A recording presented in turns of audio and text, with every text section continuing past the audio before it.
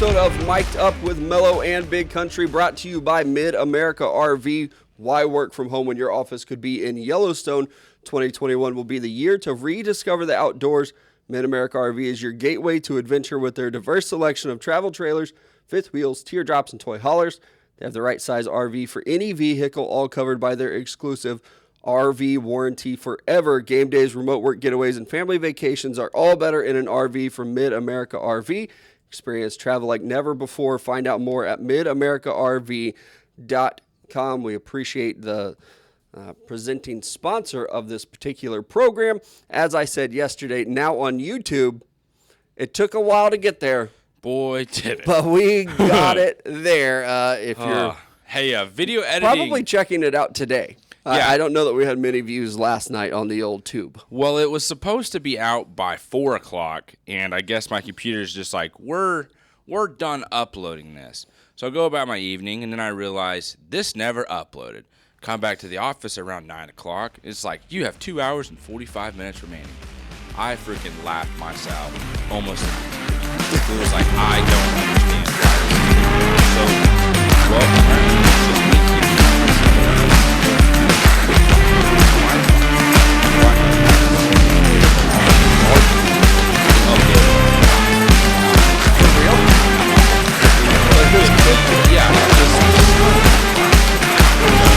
finally got on last night. Please go check it out. I'm learning. I'm learning. I'm trying to.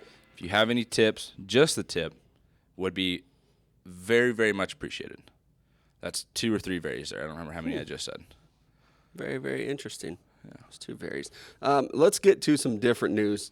All jokes aside, not a very serious podcast most of the time, but just another crazy, weird situation in the NFL where nobody knows what's going on with Dalvin Cook. Yesterday, I know Adam Schefter is in a little bit of hot water over the way that he reported it. Clearly, old Shefty got his information from the agent. Mm-hmm. Where, if you're not aware, that's where a lot of the information comes from in the NFL. You're going to get it from agents. That's how these guys know who's signing where, what coaches are being fired. It's coming from agents. And last night, Adam Schefter did put out a tweet that says, Minnesota Vikings running back Dalvin Cook is the victim of domestic abuse and extortion. There's pending litigation according to his agent. So, I mean, even right there in the tweet, like, I like Shefty. I think that he does a really good job reporting news. And he says it right there, according to his agent. Mm-hmm. So I know that a lot of people are kind of attacking him and like, oh, you painted the picture that he's the victim here. And then news, further information comes out even a little bit later to where Dalvin Cook's girlfriend has some screenshots of their conversation, where saying things like, I'm not even going to be able to go to Christmas or Thanksgiving. My face is too fucked up. Like, how could you do this? And he's, pretty much just saying, like, come back. I'm sorry. So it is a true he said, she said. Yeah. And I mean, hearing like from what we heard from Schefter on his side yesterday is that the fact that the female, who is a former U.S. military sergeant, used a stolen garage door opener to enter his house. And then when she got in there, she attacked a guest of Cook's and him, and then maced him. Yeah, that was. And it's just like, holy smokes. Yeah. So I mean, it sounds like there was definitely a legitimate fight here is what it seemed like. But yeah, I think that there's a little bit of truth in probably every side. Yeah. Of the story, and that's I don't know a really what that good is. way of saying it. It's like he could be telling the truth, she could be telling the truth. Did one of them maybe cross the line? I guess that's going to be up for everyone else to decide, because I really don't know where the line is if someone breaks into your house and maces you. Yeah, right. No matter who it is. Yeah, was or that gender. Part true? I don't know. Was it a break-in, or did she use a garage door opener that she had?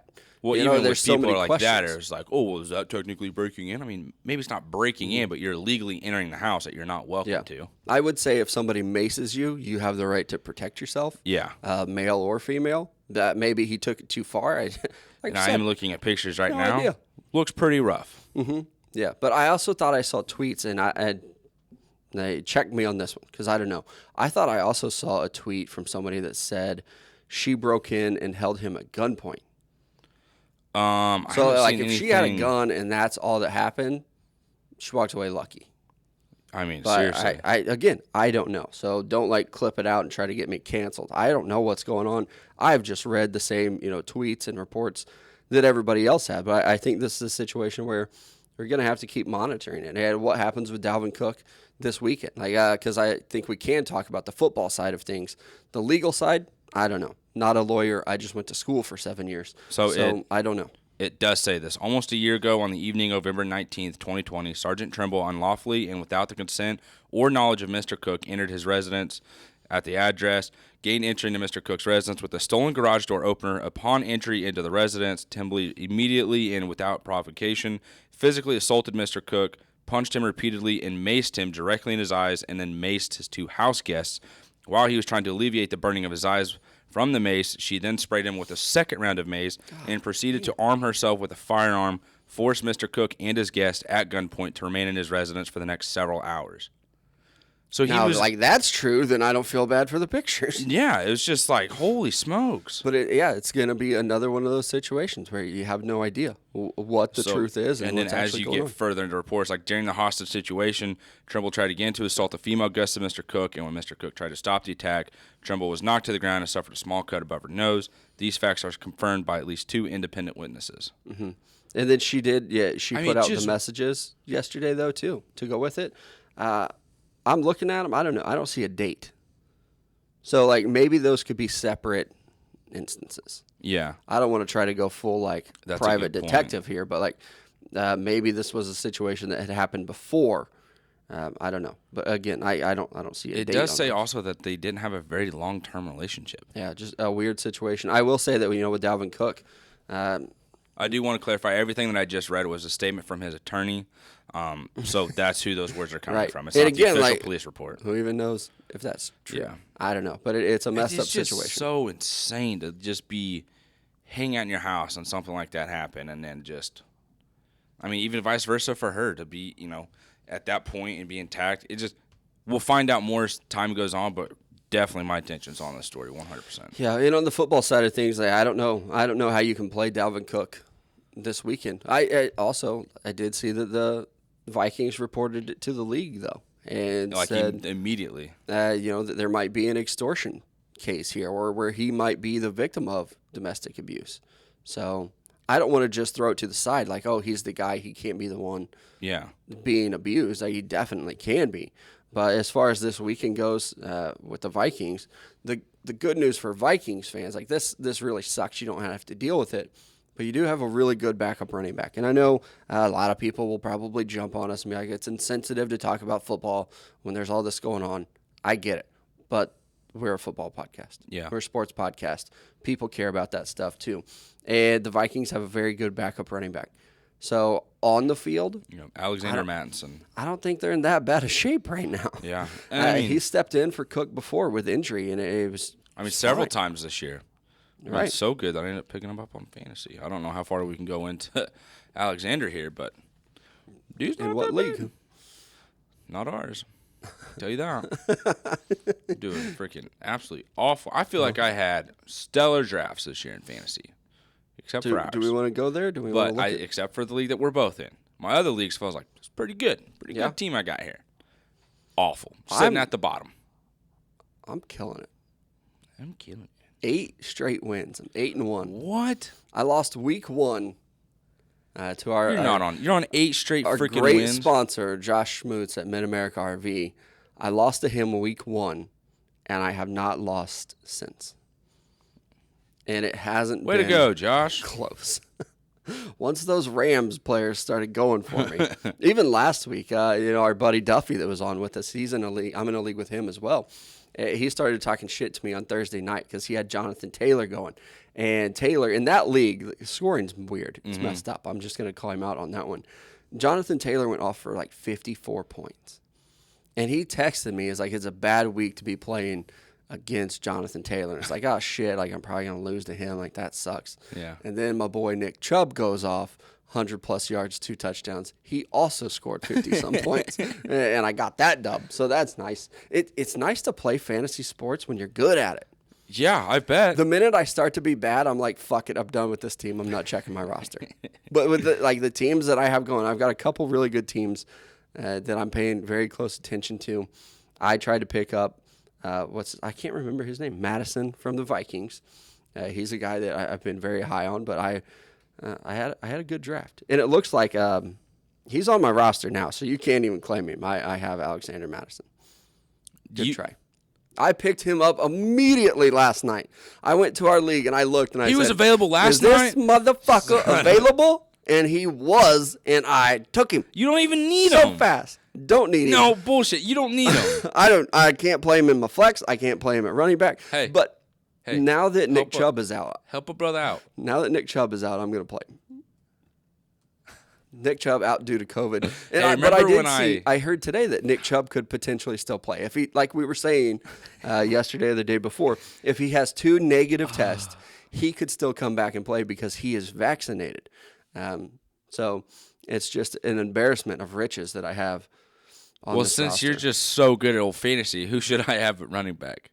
Who do you have? Christian go. McCaffrey. Yeah, he should be. He played last week. Did all right. Joe Mixon. Joe Mixon's on a bye. Oh. Yeah, tell me about it. And then I have Chase Edmonds, but he's doubtful. And he's been okay, but 2 first names, James Conner, tore it up last week. Yeah, but I feel like even with him, like, I like the player. Really good story. Can he do it again, though? Because that was like a one-off thing where he did have a really good game with the 2 touchdowns. So Edmonds hasn't been bad, but it's like, if I could put in a Mattinson, that'd be pretty dope. Who do you want? I'll trade you. I'll trade you.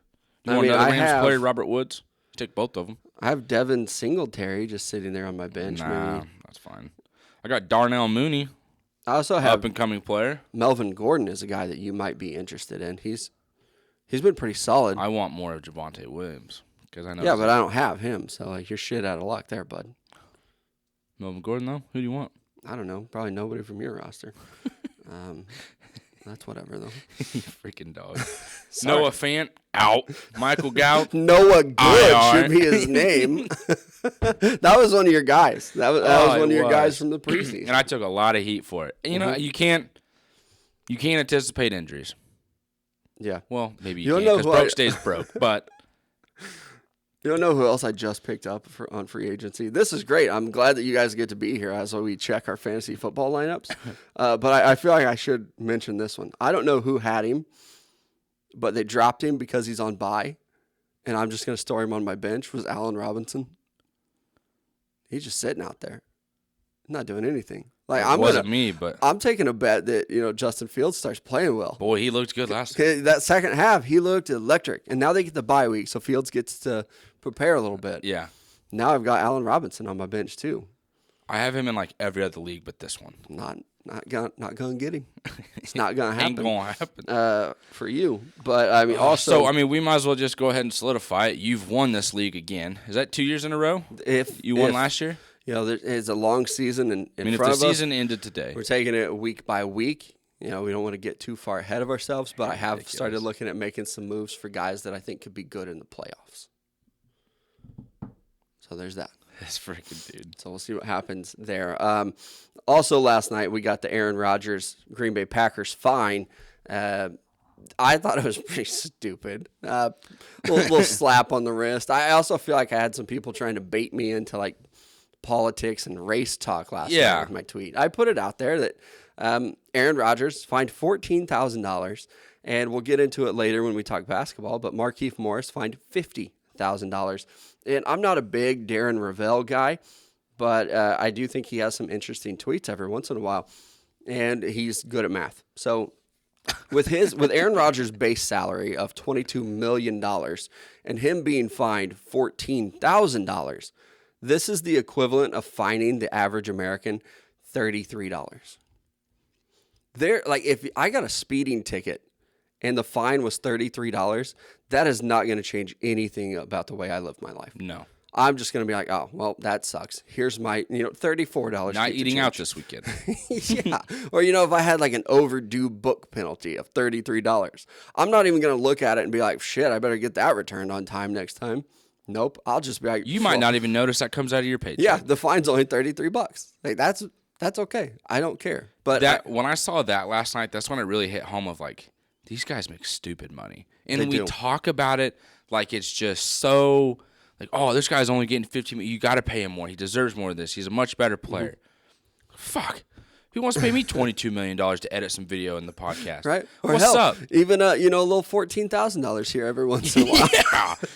I'll take that. Let's add that on. That'd be a nice little bonus. Don't let me be greedy here. My bad. Right? Yeah. It's crazy. And with Aaron Rodgers, I do think that it's stupid. And a lot of pictures surfaced last night too. I don't know if you saw it, of a lot of people saying, he was more than breaking the rules at the facility. Like, here he is at a birthday party. Mm-hmm. Here he is at like an axe throwing place. They were at a Halloween party too. It was him. Yeah, Halloween party, not a birthday. It was party. him and another player from the Packers that were. It was quite a few of them. Alan Lazard, that was it. That was the other one. Yeah, and he got fined for it too. David Bakhtiari was there. No, I bet Alan Lazard's like, I'm getting paid $14,000 from me. Like, bruh. Hey, Rod. Yeah. Come pick me up, man. That's only $66 Actually, for you know what? You message Joe Rogan and say, hey, Dr. Rogan, you pay this. Dr. Joe Rogan, you're Since making you more got money that- than Aaron yeah, Rodgers You got that is. fuck you money here. Uh-huh. Yeah, why don't you say fuck you to the NFL, pay my fine for me. Yeah. But this rubbed me the wrong way. Like, I think they should come down and make a statement on Aaron Rodgers as a league. And, the Packers also get fined $300,000. He misled everyone. I know that he came on Pat McAfee's show and was talking about like, oh, I misled people. Like, yeah, that's an admission of guilt right there. Yeah. So you did. And I'm sure that the Packers organization knew. I'm sure they have that on record to be like, hey, when you actually know you're not vaxxed, you have to follow the rules. So they should have. So I'm okay with him getting fined $300,000. But for Aaron Rodgers to just know that he's not vaccinated, because I'm sure that's a conversation they probably had as a franchise. Like, hey, the league's actually not counting you as vaccinated, so you should have to follow these protocols. Anything to halter his like trade talks of like him moving to another team this offseason before the season started. Yeah, I mean, it definitely. Because I was like, is he vaccinated? And I was like, he's not. I was like, well, or is there a conspiracy theory that the Packers like, yeah, we're going to run with this for you. We're not going to make you wear the mask. Part of the protocols too, which these guys are getting in trouble for, is that they're out and about. If you're not vaccinated, you're supposed to stay in your team facilities. You're not supposed to be seen out and about. Or maybe if you're out, you're supposed to have a mask on. Mm-hmm. And he wasn't. And I don't know. Maybe it's because I don't like Aaron Rodgers that I feel this way. But like, you should have made an example out of him to be like, hey, we're taking this stuff seriously. And not so much that I'm like, this is a COVID thing. But this is a you didn't follow the rules thing. Yeah, you and purposely like try to work against around the rules. I mean, when the New England Patriots do shit like this, people lose their mind. Yeah.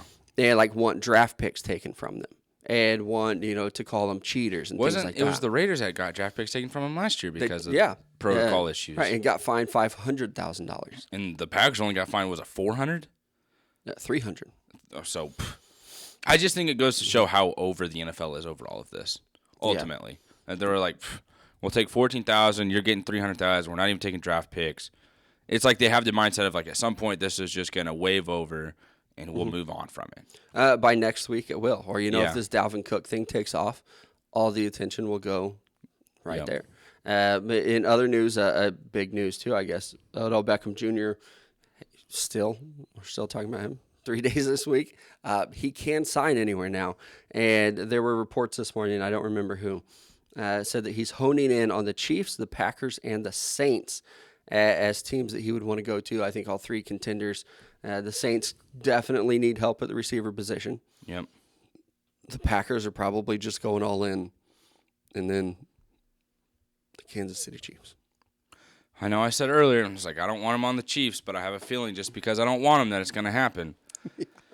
And the more I look at the game that happened on Sunday, the more I realize they freaking need him. I think they I know everyone's going to go, well, they have McCole Hardman. They just signed Josh Gordon. They have Byron Pringle.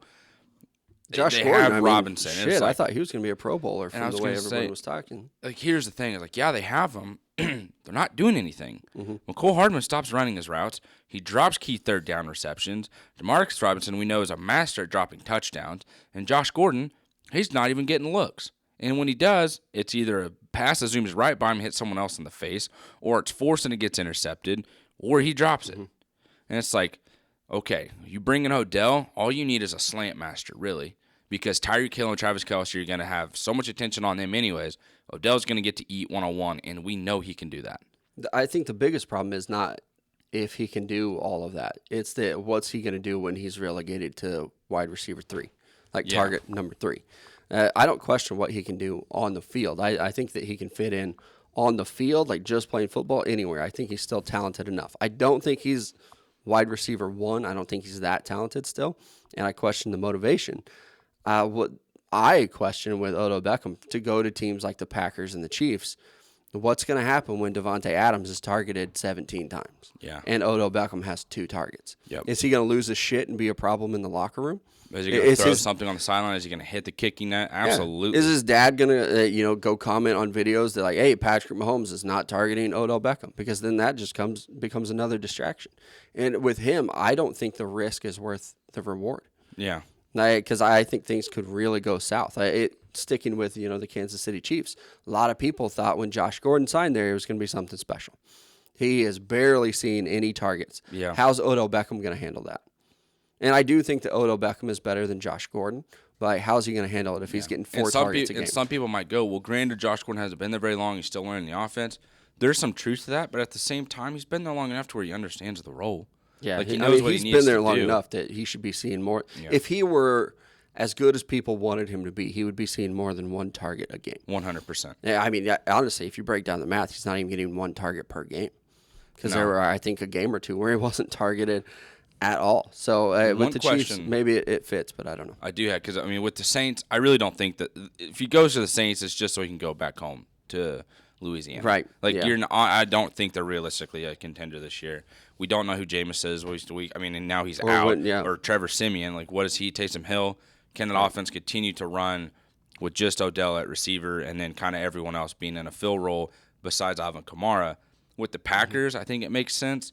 The Chiefs, it's starting to make more sense the more I realistically think about it. Just get over the fact of, like, I don't want the Chiefs bringing in just another player in the middle of the season.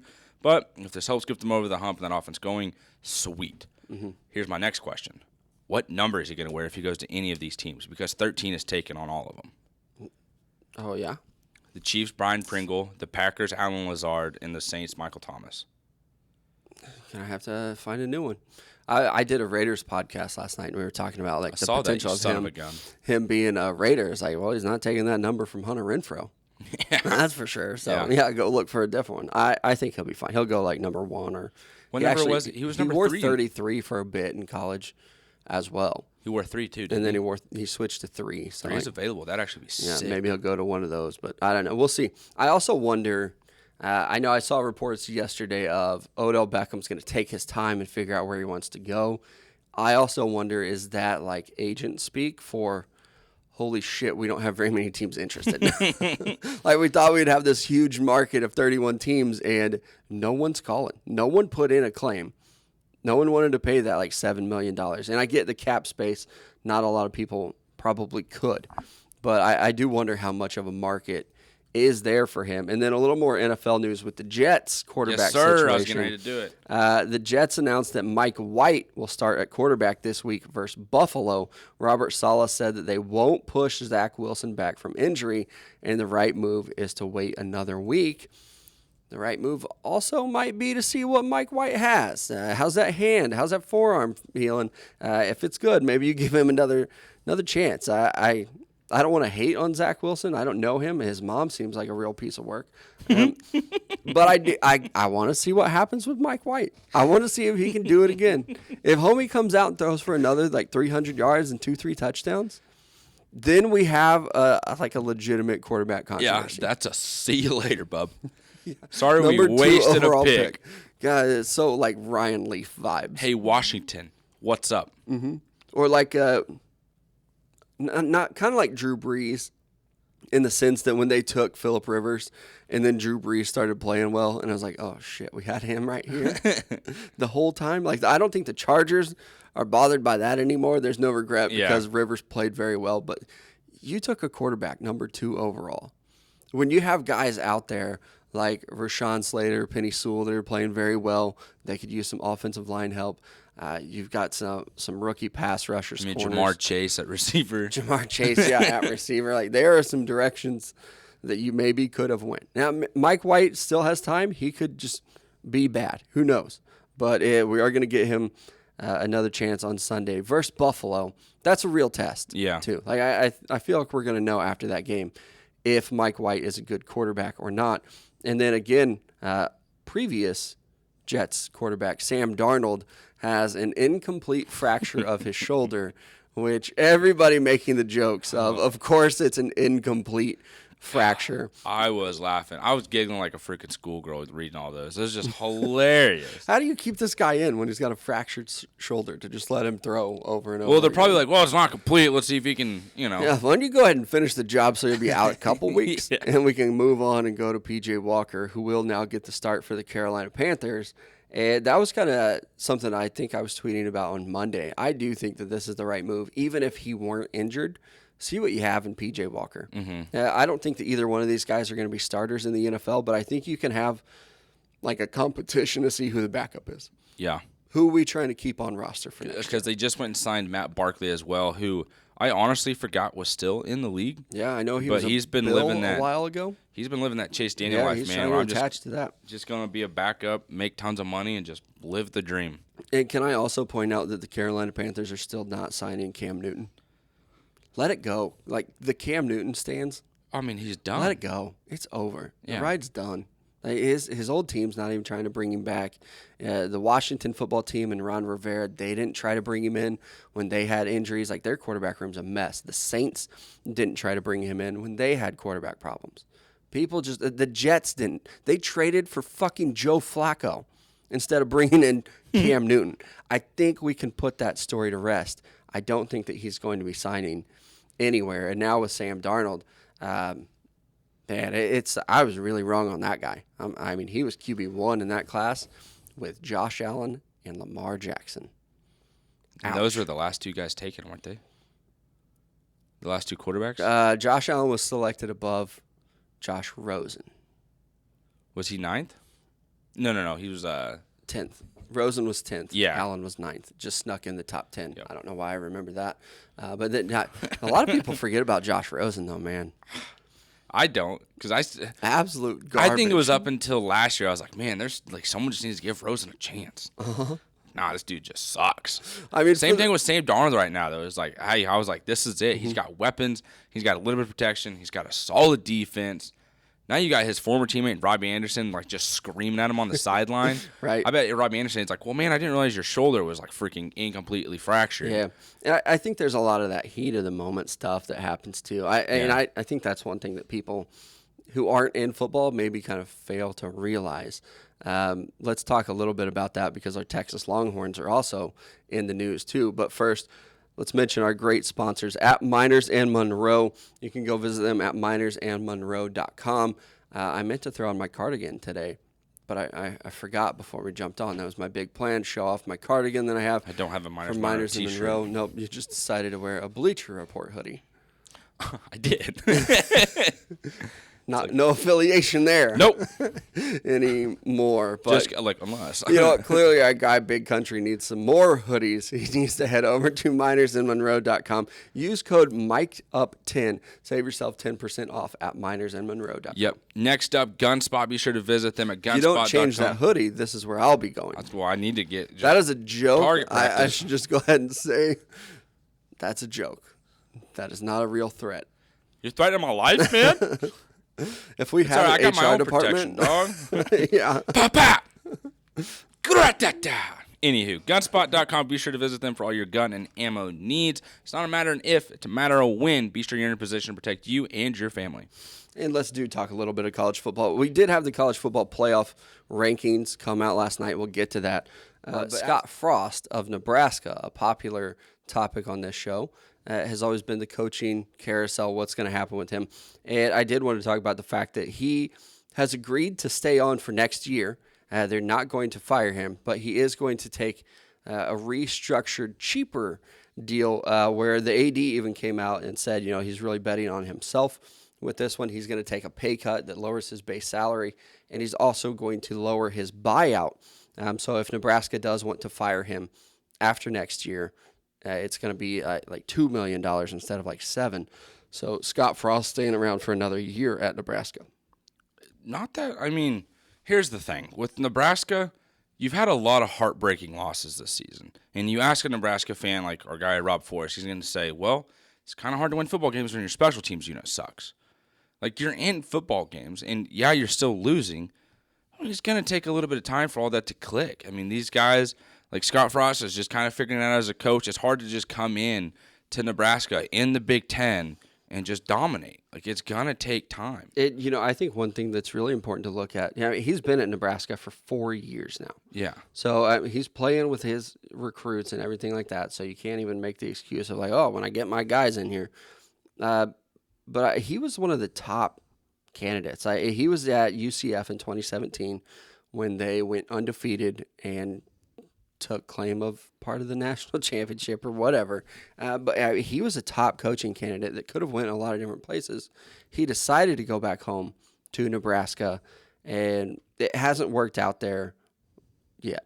Yeah. But I do like the fact that they're giving him another year. I think that's something that more programs probably need to do, is to hold off. Don't fire these guys so quickly. Give them 4 or 5 years. If it's not working in 4 or 5 years, then it's probably time to move on. But, there's too many programs out there that after like 3 years, they're like, oh my God, you didn't turn it around that fast. Yeah. Some of those programs are dog shit. There's a reason why they're not good and you're hiring new coaches. So I like the fact that they're giving him another year. And if it doesn't work out, then yeah, you probably want to change directions on where you're going. But also with Scott Frost, who's going to replace him? Who are you going to go after when, like I've said before, USC is going to be open, LSU open, Penn State probably going to be open. Yeah. Iowa State could be open. Those are all programs right there that are going to be better than Nebraska. They're going to get definitely more. Maybe not Iowa State, but like. I mean, they're all just as much. Like, they're more attractable than Nebraska is right now. Mm-hmm. Honestly. Yeah, and I mean. There's jobs like Florida. We'll see what happens with Michigan. And apparently they're very good, though. And they move up the college football rankings despite the Michigan State loss. And it's just, I don't know. I don't know all the committee members and who's on there, but I do wonder. I know they meet and they're like, oh, yeah, let's watch this. Let's do that. It really feels like they fuck up a lot. And I think that this is another situation where they probably did. The college football playoff rankings came out last night in between the basketball games. Georgia stays at 1. Bama stays at 2. Oregon moves up to 3. That was very predictable. And then even as we were talking about it here on the show, Ohio State goes to 4. I felt like this was a very predictable top 4, but then we started to get into the rest of it. Cincinnati moves up to 5, which I really like. The top 5, I actually agreed with. That's how I would have had it too. Where it got tricky is that at number 6, they put Michigan over Michigan State, which seems fine. You look at like it on paper, Michigan State only has 1 loss. Michigan only has 1 loss. The biggest problem is Michigan State beat Michigan. So a lot of people are upset about it and like, how can you do this? They're waiting that Oregon win over Ohio State so much, but not this one. And I'll tell you, there's a lot of outrage. I don't care. Yeah. I don't. Like, Michigan might be the better football team. They just happen to lose that day. I completely agree with you. Like, and it was a close game in itself, too. Like, it went all the way down to the wire. Mm-hmm. Kenneth had a massive game. Yeah. So it's like you look at it, I was like, well, okay, hey, that was kind of his Heisman moment type of game. They win. But then Michigan State goes and loses. Like, right. And our guy, Brooks Gwynn, who I called him Bruce the other day. I don't believe that. You said it really fast, so it came off as Bruce, because I did kind of question. I was like, did he say Brooks? I mess up sometimes, though. It's all right. It's whatever. I know who you are, Brooksy. Brooks, Bruce, Batman, what's up? Is it Brooksy? Can we call him Brooksy? Brooksy pointed out, and I do like the point, too. When you look at their losses, Michigan lost to a top-ranked Michigan State team. Michigan State lost to Purdue. So whose loss really looks worse? The Michigan State loss does. But I think that it's all going to get figured out because Ohio State's better than all of them. They're going to win the Big Ten, so it doesn't matter at all what happens with Michigan and Michigan State. It's just where do you want those teams ranked when Ohio State rolls them? Yeah. That's it. I don't know. I'm still thinking. You're still holding out hope, or I don't even know what it is. That Michigan beats Ohio State this year. It's just been a feeling I've had in my gut all season. Mm-hmm. I mean, Ohio State is a very, very young team where you look at some of their stars, And it's like, okay, you're not even draft eligible. Yeah. You just got on campus now. So it could it's happen. at the big house. Excuse me, not at the big house. Is it? No. I think it is. It's big house. Yeah, okay. Yeah. The Horseshoe's Ohio State. Yeah. Okay. It is in Michigan this year, right? It is, yes. Yeah. The big house. So I just didn't want to get them mixed up and be disrespectful to anybody. Yeah, you'd piss off a lot of people. Go Wolverines. Now you've done it. Now you've pissed off a lot of people. Come at me. A lot of Michigan fans out there too, probably that listen to this podcast, but a lot of Ohio State fans as well. I'm still like, it's very early prediction.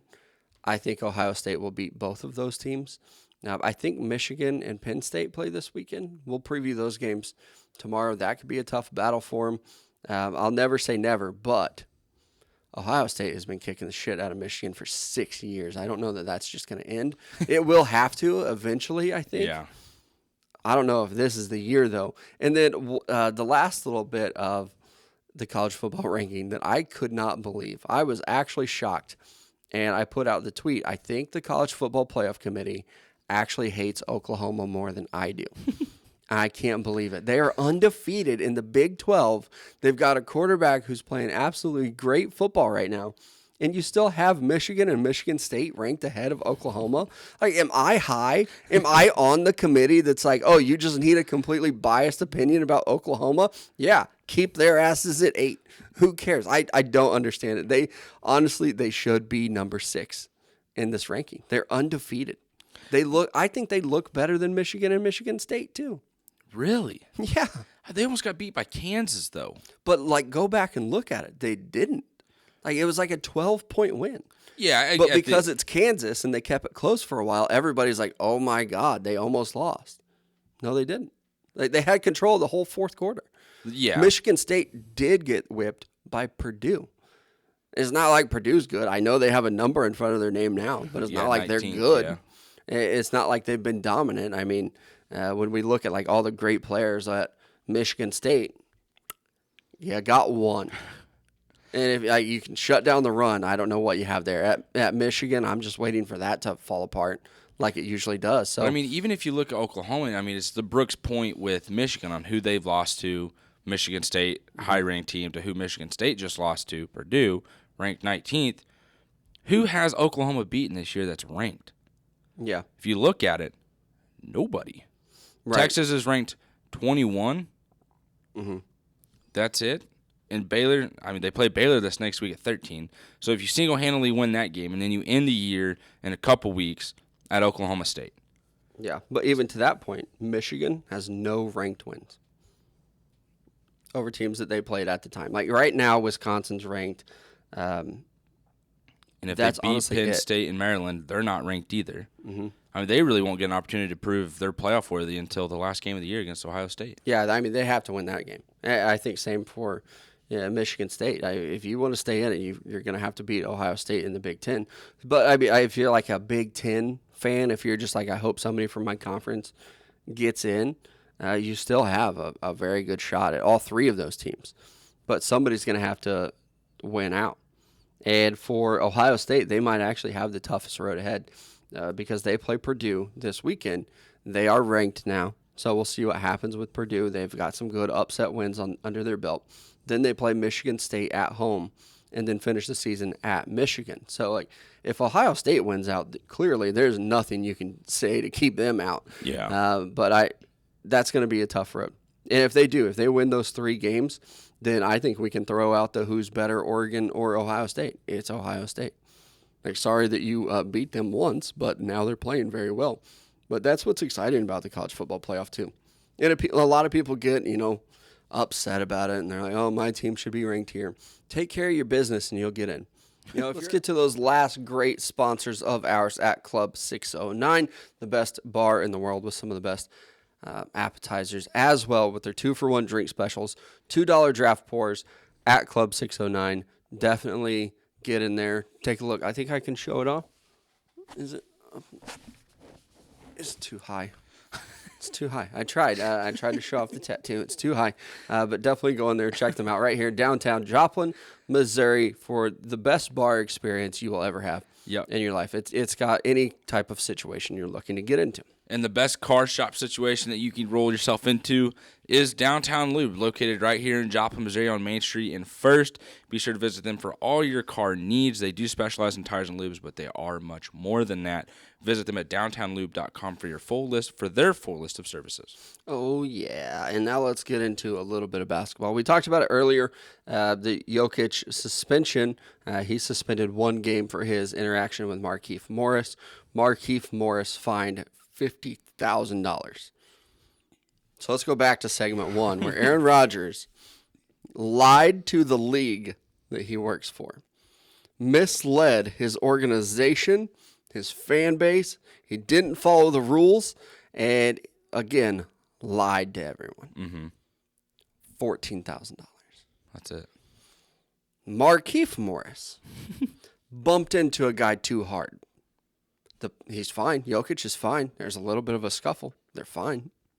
They're fine. He eventually got shoulder checked to the ground. Yeah, he took the worst hit. They probably didn't fine him as much because of that. It's like, hey, he's already paid a little bit of the punishment there. But he's fined $50,000. I think you should switch those fines. I think Aaron Rodgers should be definitely fined like $50,000. Yeah, I even saw people, again, and I didn't mention it earlier, I forgot, but CeeDee Lamb was fined $20,000 for not having his shirt tucked in. Aaron Rodgers fined $14,000. I don't get it. The NFL, like, you shit the bed on this one. But in the NBA, $50,000, that seems like a lot. I'm not the biggest Markieff Morris fan. We talked about that a little bit yesterday too. He's a pretty cheap player. I think he knew what he was doing when he kind of shoulder checked Jokic. At $50,000 though, that's a lot of money. Boy, it is. Like if someone gave me $50,000, life changing for a hard foul. Yeah. Again, he didn't lie to the NBA and was like, "No, I definitely didn't foul him." He did, and he was kicked out of the game. He wasn't walking around not following the rules. He just happened to make a foul that was a little bit too hard. Just make a foul. And he got fined $50,000. Jokic gets suspended 1 game. I was kind of surprised, honestly, that it was only 1 game. Honestly, I was too, but I think it was more of like we kind of get it. Like, and I saw Richard Jefferson talking about it. I don't know if you saw his little video of it. He's like, "Oh, you definitely can't do that." Yeah. But you also can't do that. But if you don't hit Jokic, he doesn't do that. So I agree with him. Like, yeah, Jokic probably shouldn't have shoulder checked him into next week. But also, don't be a dumbass. Don't shoulder check a guy at half court. And if his shoulder's that powerful, you're lucky it was just a shoulder. And did you see, there's a lot of talk now. Obviously, Markieff Morris and his twin brother, Marcus Morris, both in the NBA, both big guys. Pretty aggressive, kind of have a little bit of a reputation. They're like the NBA version of the Pouncey brothers. Very much so. Very much so. But Jokic also has 2 brothers that are not in the NBA. Have you seen them? Yeah. They're in a gang. They're in something. I think one of them is taller than Nikola Jokic. Oh yeah. They are massive individuals. And their Twitter profile is just Jokic brothers. Yeah. That's it. I thought I heard that they didn't even have Twitter until like yesterday when they were like, "Oh, we're definitely joining. We're going to talk our shit." Mm-hmm. So good for them. I love it. Did you see, I think it was Markieff or Marcus, one of the Morris brothers, also tweeted this morning or yesterday evening. It was like, Mama Morris said stay off Twitter, so that's what we're going to do. And then they retweeted it. It was like, as long as that's what Mama says, that's what we're going to do. And it was like, yeah, because your mom doesn't want you getting your asses kicked. Yeah, you better be taking Mama Morris. Uh-huh. Yeah, he also kept tweeting, though. He's like, Mama said stay off Twitter. And then he kept tweeting it was just other like, people. Hey, this guy's an MVP. You can't stay on a team. Shut up. That's probably what their mom's saying. Uh-huh. And they were on Twitter. And I love it because it's at Jokic Brothers, like you said. No Avi. Yeah. It's just that little eggshell-looking thing. And they tweeted at one of the Morris brothers and it said, "You should leave this the way that it is instead of publicly threatening our brother. Your brother made a dirty play first. If you want to make it, that's what it says. If you want to make it a step further, be sure we will be waiting for you, Jokic Brothers." Hey, they're so pissed off that didn't make a lot of sense. Right. It's a little bit of broken English, too. Where are they from? Are they Siberian? Are they from Serbia, I think? Yeah, like I'm not fucking with these guys. I put it up on our mic'd up Twitter too. Like, who you got in this fight? Like, if it were to happen, we see a lot of these celebrity boxing matches now. I don't think that it would ever happen. And Nikola Jokic is way too good to be involved with this. Yeah. But the other two brothers versus the Morris twins, I'm taking the Jokic brothers all the way. In our poll that I put up there, Morris twins or Jokic brothers, who wins in a fight? Jokic brothers, 90% of the vote right now. Not even close. 90. I mean, I'm right there with it, though, to be honest. It would be hard not to. Yeah. They're massive. Are the Morris brothers going to try and be scrappy? Absolutely. Is it going to matter? No. We watched one of them throw a shoulder and put you, like, on the ground immediately. He might be, like, the weakest of the group. He looks like he's not even tatted up. Like, he was his probably... brothers, I think I saw a picture, like, one of his brothers got tattoos all the way up his neck. Looks terrifying. Yeah, I'm not messing with them for sure. And I saw Marcus Morris was even, like, taking note of when he plays against the Nuggets. Like, oh, okay, I'm taking Nikola Jokic in that fight, too. Like, Yeah. I'm sorry. I watched him shoulder check this dude. Last night, I did also watch a lot of college basketball, though. And by a lot, I mean 2 games. I'm not like one of those guys who's going to pull in an extra TV or like fire it up on my iPad. What I have learned, I don't have the attention span to do that. Yeah. It's like the old saying about quarterbacks. If you have 2, you don't really have 1. If I have 2 games on, I'm really not watching them. My focus is on one game. Yeah. My eyes just go to that screen. If I want to watch multiple games, I'll watch the Red Zone channel. But watching the 2 games last night, it was really cool. And again, with the Champions Classic that they have, picking the teams that they did, lived up to the hype. I know you especially talk a lot of shit on Kansas basketball. I don't like Kansas basketball. They're a tier below Oklahoma football and Texas A&M football. I would put my hatred for KU basketball right there with like the Texas Techs of the world. Yeah. I really don't like them. I mean, I'm getting real close to just getting a bunch of Texas Longhorn stickers and just putting them all over the place. Ooh. To a certain particular person that we know loves Kansas. Put one on his door. And you wonder I'm why gonna get a Mark car talks magnet. so much shit to you. I'm going to get a car magnet put on the back of his car. Well, let me just make this clear. Mark, if you're listening, this is all Big Country. Don't talk shit to me about Texas. I don't care. And Duke looked really good last night, so I don't think you want this smoke. Because they did. And yeah, I know that a couple of their players, again, daylight savings time, kicking my ass. I tried to stay up for that one. And it was a good game. A lot of their players battling, I think I saw there was cramps, but they find a way to win in this one. And their star freshman, what's his name? Bonchero, I think that's how you pronounce it. Looked really good, but he played limited minutes last night even. But then, again, guy that I didn't even know about, Trevor Keels. Now I do. Yeah. Dude, he looked very good last night. 25 points, helped seal the game. Just dominating performance. Yeah, played a lot of good, solid minutes. It's crazy how freshmen can just come in and tear it up. Yeah. Again and again and again and again. And we'll see what happens when they, face some of these good veteran teams. They did beat number 10 Kentucky, so it's not just like it was a nothing game. But, I mean, a very good game. It was nice even watching Kansas play. They looked pretty good, too. Like I said, I know that we don't like Kansas, but I won't deny the fact that they looked very good last night. Had a couple guys going for over 20, and that game was out of hand. I mean, it was like 2 minutes left in the game or maybe more than that. And I was really like rooting for them to just turn it off and let's go to the college football playoff. Yeah. Let's get to those rankings. Let's get to the Duke game. But it was cool to see college basketball being played in Madison Square Garden as well. It was exciting. So right now I'm bought in. You got me now. That's see what happens. Sent a message out to our friend Paige. She's very involved in the college basketball world. I was like, hey, help keep me focused on college basketball this season. Like, this is just... want to do it. It's kind of her job. Mel and I have been talking about it. Just help keep me involved. And she was like, I'll try my best. Did not help at all last night. Got no information, no updates. Well, she nothing. is also like, she can't sit there and be like, hey, Big Country, did you see this? Because she is in charge of college basketball for that hoodie you have on. Here's the thing.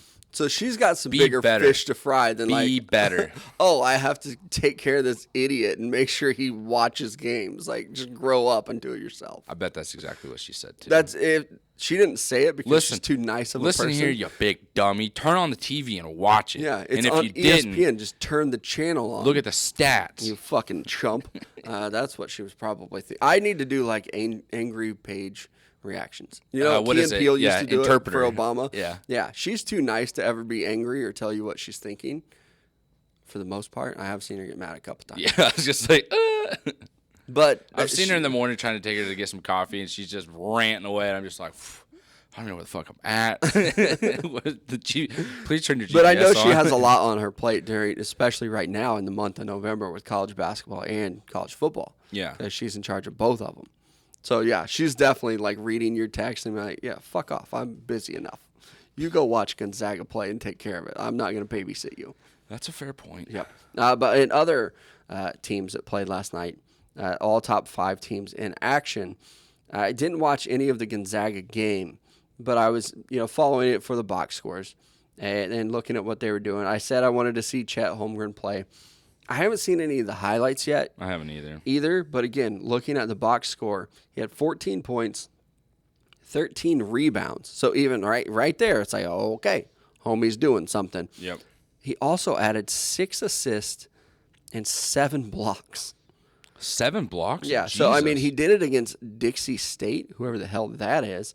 But still, he was able to come out, played very well. Didn't even have to see a lot of minutes. He was 4 of 6 from the field, but then got to the foul line 9 times, went 6 of 9 from the foul line. So, I mean, showing that, like, maybe he is legit. Like, I definitely judged that book by the cover and looked at him and thought, how are you athletic? Yeah. You look like Sean Bradley. This isn't going to work out. Maybe I was wrong. He played very well last night. It was the guy that stood out for Gonzaga.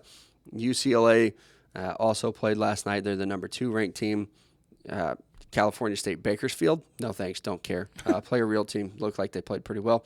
Kansas, obviously, we talked about it. They win. Villanova wins. And number 5 ranked Texas also wins. No real big upsets that I remember. Who was it? Navy. Navy wins over Virginia. That's cool. Virginia, not too long ago, was the number 1 seed and winning national championships. Now they're getting beat by Navy. Do you know who Gonzaga plays next? Did they play Texas this weekend? They do, the 13th. Yeah. This Saturday. That is going to be a really good matchup. That one it's on ESPN too. What the hell? What is going on? Oh, okay, never mind. College football's going on. I'm like, what the hell is going on that you're putting this on ESPN put some too? freaking respect on their name. Are you freaking kidding me? 9 now. However, it's at 9:30.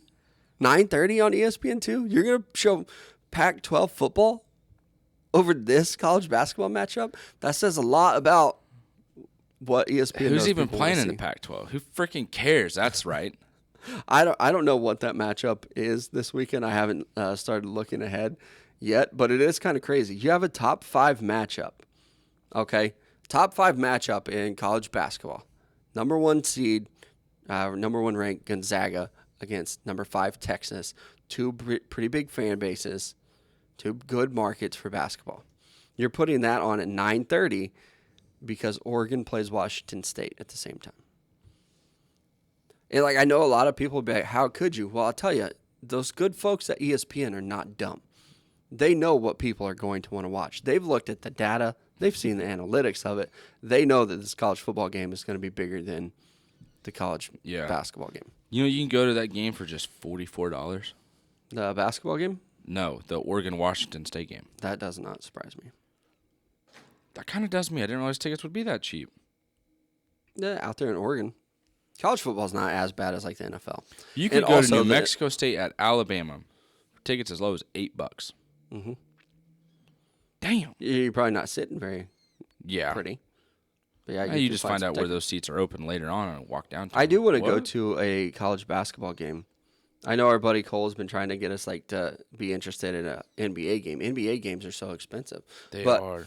Also, it depends on a lot. Go look at the college basketball tickets.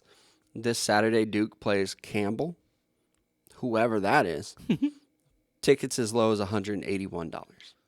See, like that's So where it's getting into like, Cameron Indoor, little tough. This is maybe a new fun game for us. Vermont plays Maryland. Tickets as low as $2. You're giving it away at that point. yeah. That's not. I'm gonna find a super. Is that cheap- basketball? That's basketball. It doesn't have it listed for Texas First Gonzaga. That might be like a sold out situation. I don't know. Also, very hard to get to. You can watch number 6 Michigan play Buffalo at Michigan for $6. Mm-hmm. That'd be pretty cool. Maybe that's what gets me back into college basketball. I start going to some of I these paid games. $10 freaking to go to a game. Yeah, Am I now- going to spend another $50 on food and concessions and a lot more in travel? Yes. Yeah. But I would like even at Rupp Arena, the Kentucky, you can go see them this Friday as low as $13. dang. Here's a good one, and I searched them specifically. I thought they'd be very expensive. KU going to Allen Fieldhouse and seeing a game is a bucket list thing for a lot of people. It's something I would like to do too. Tickets as low as $10. When? Friday, Who do they play? Tarleton. But again, you could check it off your bucket list. And you know it's going to be a guaranteed victory. Yeah. Everyone's still going to be hyped. You know, we've been talking so much about my personal life. Let me share this story. I was dating a girl one time, and we were talking about, like, just first date stuff, like what's on your bucket list, like what's really cool, what have you done, all that just nonsense that you tend to forget after the date's over. And she told me, we were talking about sports or something. I don't know. Like I said, I forgot it. It doesn't matter anymore. And she just casually drops in the conversation. She's like, oh, yeah, I've been to Cameron Indoor. I'm like, what? And I was almost that guy that's like, do you mean the Cameron Indoor? Like, Yeah. what are we talking about here? And she's like, no, I went and saw Duke play North Carolina. And she was like, she had to think about it. Like, I think it was Duke and North Carolina? Question mark. And then she's like, yeah, that's who it was, Duke and North Carolina. I was like, holy shit, that is like up there on my bucket list. Like, that would be, I have to get to Cameron Indoor before I die. And for her, it was just like, friend of the family wanted to go, had an extra ticket. I went. Like, God damn. Did you marry her? No, I did not. Damn. Nope. Next time. She got married. So. She's not worthy of it. Yeah. Yeah, she's married with a kid now. Happy ever after for her. Here I am, just jealous that she went to Cameron Indoor Stadium. Yeah. It's whatever though. One of these days I'll get there. But that's up there. I would also like to go to Allen Fieldhouse. Oh, you're talking about to Cameron Indoor. I don't care about marriage or kids. Yeah, we already been there, covered that. done that. Yep. Check that off the list. Book it. Yeah, you can put that on your list. It is not on mine. It is on my don't do again list. What's the opposite of a bucket list? Like that, I've done this before, never going to do it again. Or maybe even just, I've never done this and I never will. The opposite of a bucket list, that's where marriage and children fall for me. Would it be like a well list? Just throw it down in the well, never get it again? Nope. Good try. Fire list? I don't know. We'll workshop that one. But yeah, it was cool. Maybe that's what gets me back into. That was the nicest way of being like, that's a that really was bad stupid. idea. Yeah. No, that's not. Shut your mouth. Not good, but you know what? We tried. That's it for us today, though. A lot of good basketball on tonight. The NBA as well. There's so much going on in November, the second best sports month on the calendar for sure. But that's it. Like I said, go visit our great sponsor at Roper Kia. Mention Mic'd Up. Tell them we sent you. They'll give you $1,000 off your nicer, newer ride at Roper Kia.